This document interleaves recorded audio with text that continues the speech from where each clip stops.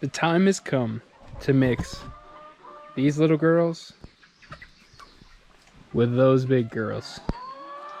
So the first thing we're going to do for integration is let everybody out.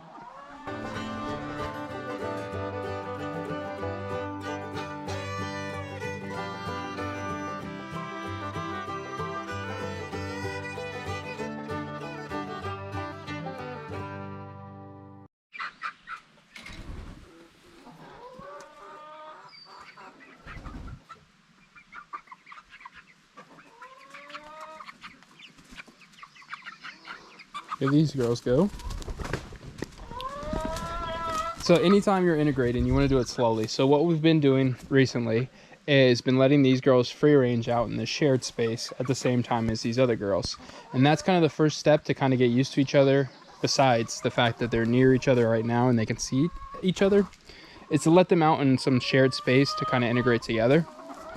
And that's the first thing, and we've been doing it for the past week or so. And so today's the day that we're going to make some modifications inside of these different runs here and then actually integrate them full time. So let's go ahead and let these girls out so they can do some shared space, and then we'll work on making the modifications that we need to talk about the next couple steps. So we're going to go ahead and let these bantams out. And if you haven't seen us talk about it before, we purposely made this door what they call a Dutch door, where it can split in half. And we did it opposite of what a lot of people do it, where normally the bottom half is taller than the top half. And the reason that they do that is so that you can open up just a smaller top half, throw in treats, whatever you need without the chickens coming out. But we designed ours the opposite way so that we can have our chickens out through this smaller door and keep the top half, bigger half closed. And the reason that it's really nice is, when the chickens come out, they kind of have like a little, like equivalent of a doggy door or a cat door, but for chickens. And it's really nice because we can keep them safer this way as far as predators are concerned, because like if you had a hawk fly in, they're gonna fly in higher, so it's harder to figure out to go in this bottom. So if they're out here free ranging, see a hawk, they can easily run into the coop, and less likely that a hawk's gonna swoop down that low, get in there. And then even once they're in there, to have to figure out how to get out is a big problem, because we had a hawk fly in back when this run didn't exist and it was just this one, and there was one big solid door, and it flew in, of course, and then had trouble getting out. So this is just one little extra precaution that we like, that a little bit extra peace of mind to know that the only way in and out is through this tiny door. So the chickens can easily do it. Other predators would have to figure that out even when they're free ranging. And of course, when they're not free ranging, they're completely locked in there. There's no way in. But that's just an aside. Bantams are out, and then we'll go ahead and let these standards out and get everybody out here and mixing together.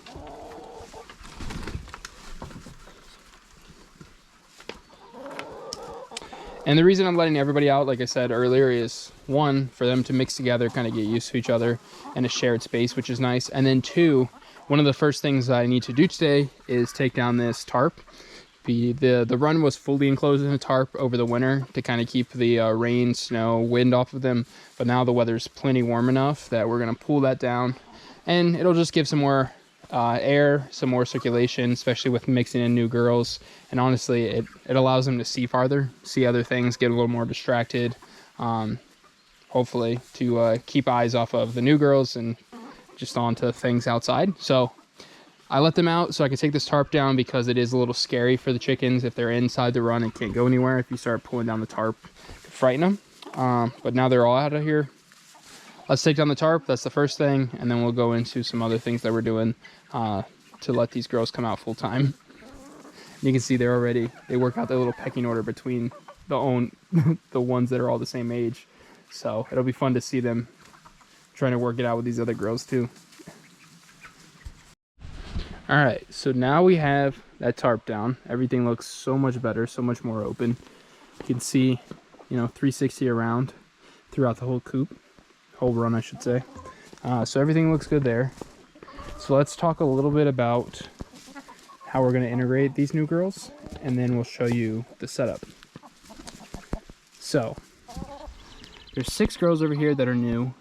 It's those 4 right there. So the 2 mottled Hootens, the one with the poofy heads, the Buckeye and the Jubilee Orpington with their backs towards us, those reddish colored ones, and the tan one right there, the Baskin, and the Partridge Pin Senka right there, the smaller one.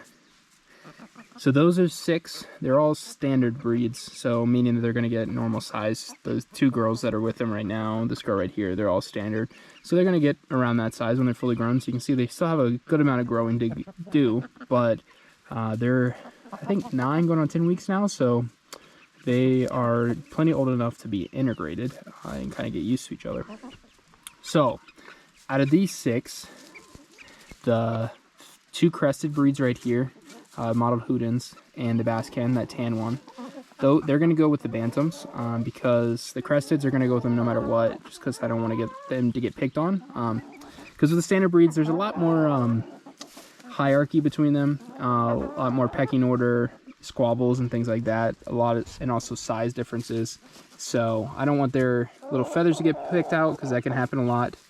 And then the Baskin, she's super duper sweet, so I think she'll do better with the Bantams as well. Even though she's going to be bigger than all of them, she has such a mellow personality that I want to put her with them, as well as there's a Silky over there, our little cuckoo Silky figgy pudding. She hasn't made it out of the run, but she'll also go with the Bantams because she is a Bantam. So those 4 are going to go with the Bantams, and then the remaining 3, the Jubilee, Orpington, Buckeye, Partridge Pin Senka, they're going to go with the standards because either their size, as far as the Jubilee, Orpington, and Buckeye, they're all going to be bigger, will fit well with the standards, or personality, like the Partridge Pin Senka as a very, very active bird, very dominant bird, is going to do better with the standards to have some sort of hierarchy channel throughout them. So we are going to separate them like that. So 4 with the Bantams, 3 with the standards. And with that being said, that means we have to have a setup for integration, both standard and Bantam. So first I'm going to talk about the standard because we have that set up already. So this first run right here is the Bantam run, and then here's the standards. And when I let the girls out, what tends to happen is all the Bantams come in here. As you can see, all the standards go outside. So they kind of swap sections. I had this already set up because we had a birdie hen that we were trying to break, which she's now broken, so that's good. But this will actually work perfect for integration as well. We have this pin inside of the actual run. And so when you're integrating birds, the first thing that you want to do is give them some sort of visual access to each other so that they can get used to each other. So that's how we started. You can see that's their pin over there. They've been here, I'm in where the normal girls, big girls, grown-up girls are, so they can see each other. So they've gotten used to seeing other chickens around. And the next step is going to be to bring them even closer. So we're going to put the girls in this pen inside of the run so that during the whole day, they can get used to seeing each other, and they can even touch each other through the net, through the fencing here. It's big enough to stick their heads through. So if they want to have contact with each other, they can. If not, then they can go through the middle. But what we're going to do is pen inside pen, give them plenty of stuff to roost on, plenty of stuff to scratch through. It's normal bedding throughout here. Give them plenty of water and food in here for themselves, and they'll be good in here. So the 3 girls will go in there. And now the Bantams is a little bit different story since they're all like roughly the size of the Bantams are right now. I think integration will go a lot smoother. We'll see. If we have to make adjustments, we will. But what we're going to do is just put them inside the coop at night, this coop right here. And then they'll all come out tomorrow morning and kind of work out each other without the gentle integration process here. I'm more worried about the standards because there's such a different size difference between growing ones and adult ones. But the fact that we're mixing in mostly, it's 3 standards with the Bantams plus a Bantam, I think it'll go a lot smoother, especially with these girls. You can see how close they are. They're all dust bathing right now together. We'll integrate that way in here. And like I said, if we need to make an adjustment, we'll set up a pen just like that one in here. But it should go smoother. So pen completely set up besides food and water. We just need to get that in there for the girls that are going to go in there. And we'll put them in there tonight. And then this coop, what we actually need to do is make some adjustments. So let me go over that. So I made this coop from scratch, and what I did when I made it was put in 2 roost bars in here with a generous amount of spacing for bantams. And right now with the 7 bantams that we have in here, there's plenty enough roost space, but introducing 4 more girls, I want to give them the opportunity to have even more space and get away from each other. So what I'm going to do is create more roost bars for them. And I've fiddled with the idea. I have 2 different ideas. The first one was we're gonna pull this roost bar a little bit closer towards us, towards the back. The other one a little bit more towards the front, and then do a, I guess, perpendicular roost bar straight down the middle throughout here to kind of make like a capital I shape. And then so they'd be able to roost down the middle and to the sides.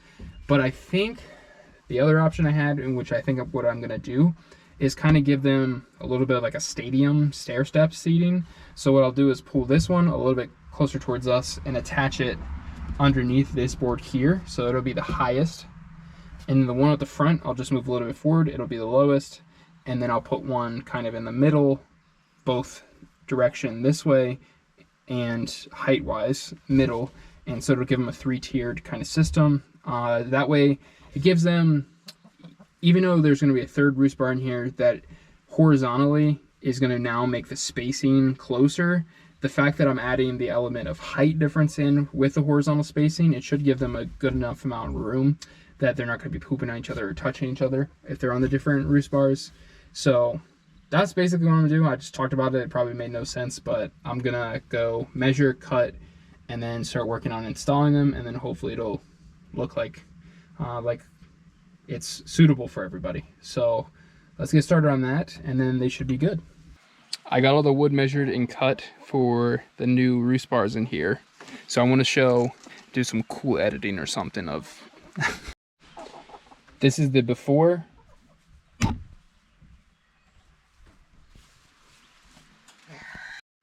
And this is the after. From this side you can see, and we'll do a little look from this side. So there's 3 different roosts now, and they're all gradually at a different height.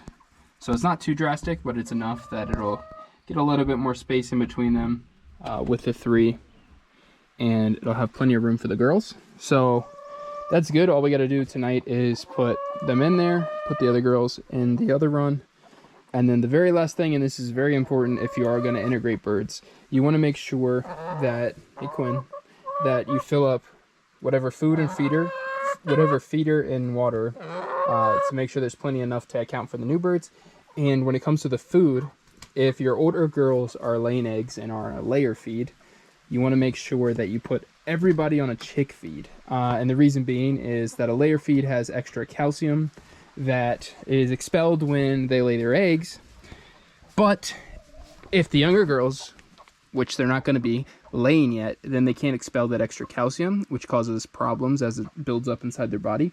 So you want to switch everybody to a chick feed that doesn't have any calcium, and then supplement something like this, which is oyster shell, or your chicken eggshells back to the other girls, so that the older girls that are laying can get the oyster shell or other sources of calcium to supplement while they're on the chick feed with no calcium, so that everybody has exactly what they need and nobody has anything extra, because it won't harm the older girls to be on chick feed, but it will harm the younger girls to be on layer feed.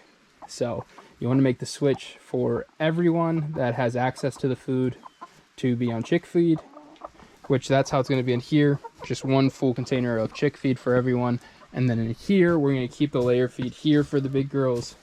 And inside this little pen, we'll put the chick feed for the younger girls, so everybody's good to go. But like I said, very important, make sure younger chicks that aren't laying yet aren't on layer feed. All right, so that's everything. And then tonight, I'm going to put them in together, and then we'll see how it goes.